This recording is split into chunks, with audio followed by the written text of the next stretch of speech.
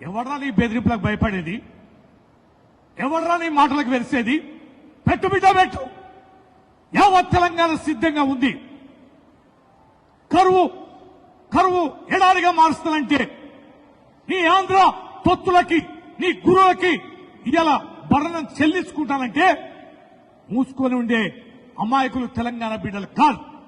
నీ అంతు వేసడానికి సిద్ధంగా ఉన్నారు. ఎవరికిరా నువ్వు జైల్లో బెదిరింపులు చేసేది? ఎవరిరా నువ్వు కోసేది?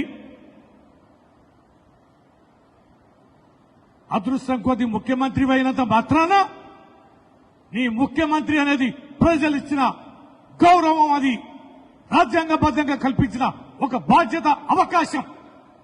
దానిని మరిచి బెదిరిస్తావా? బెదిరింపులకు పాల్పడతావా? ఖబర్దార్ బిడ్డ, నీ బెదిరింపులకు ఇక్కడ ఎవడు భయపడేవాళ్ళు లేడు, ఎవరు బెదిరే వాళ్ళు కూడా లేరు. ఎన్నిసార్లు చెప్పాం ఎన్డీఎస్ఏ రిపోర్ట్ ఇచ్చిందని చెప్తావు. ఎన్నిసార్లు చెప్తారా పనికి మాలిన సన్యాసులారా?